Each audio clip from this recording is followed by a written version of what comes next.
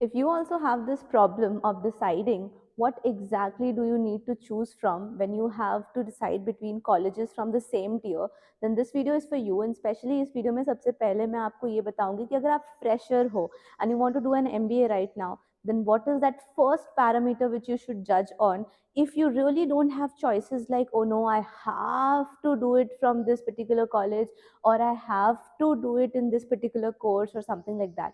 In that case, if you have a choice to make, जब tier 1 और tier 2 के बीच choice लेनी पड़ती है, तो obviously it's very easy for us to decide कि ठीक है भाई tier 1 के साथ ही जाना है because it's a better brand name.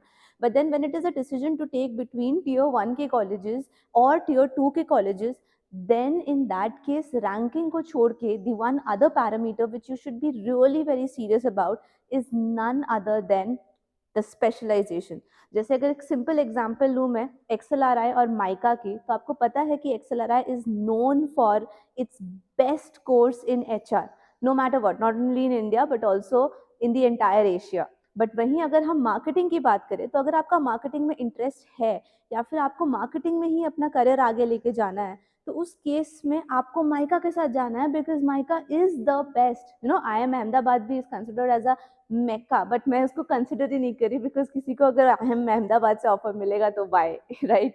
So exactly, that's the reason why I'm comparing Mica with XLRI. This is just a small comparison, guys, not something you have to go with. But yeah, this is just one small parameter I wanted to discuss with you people so that you can make more informed decisions.